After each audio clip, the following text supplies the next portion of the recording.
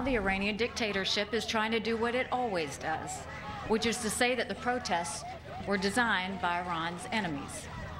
We all know that's complete nonsense. The demonstrations are completely spontaneous. They are virtually in every city in Iran. This is the precise picture of a long oppressed people rising up against their dictators.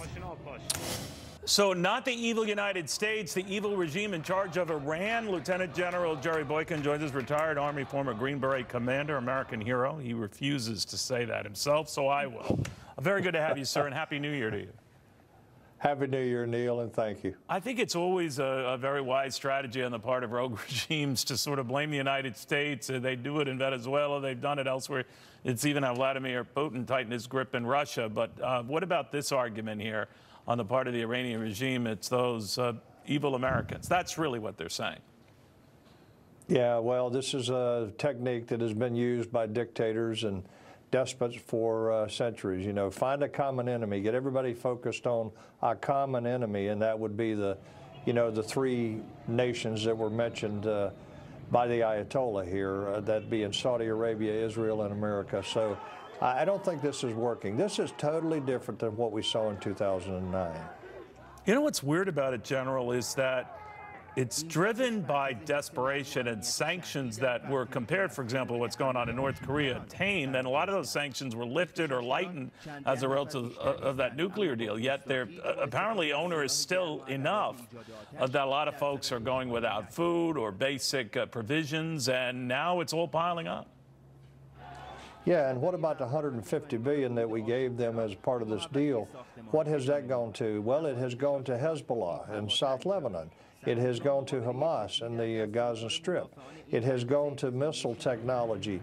How much of it has actually gone to the people to help feed the people? How about those that are still homeless because of the earthquake they had there some time ago, that don't have houses to live in?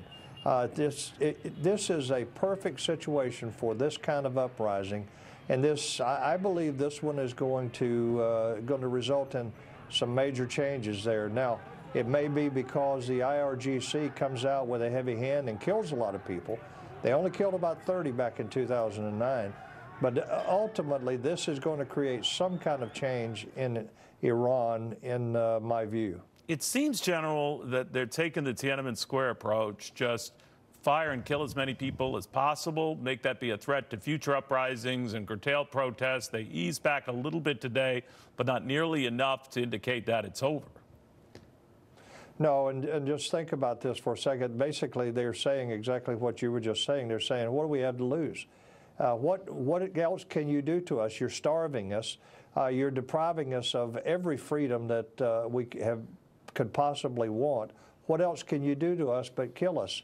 And I think that this is going to work against the government of Iran. And one of the things that's interesting about this is the first time that we've ever seen them call for a restoration of the monarchy. And there are actually people there calling for the return of a Shah to power and the downfall of the Ayatollah. Remember, this is the Pope of Shia Islam, the Ayatollah Ali Khamenei. This is a big thing that's going on here right now. Yeah, it was that sentiment in the late 70s that kicked the Shah of Iran out and brought in Khomeini, and of course that religious rule ever since. If that's called into question, all bets are off for that entire region, right?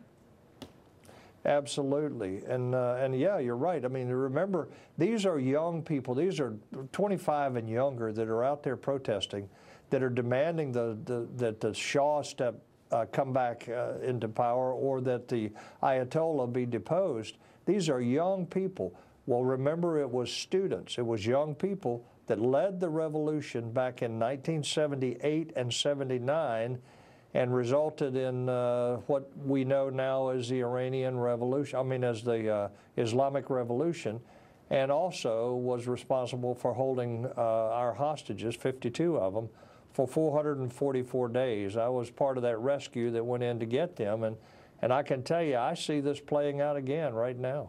It is amazing. The one thing about history, we can repeat it in weird ways. General, thank you for taking the time. I appreciate it. Glad to be with you, Neil. All right, be well.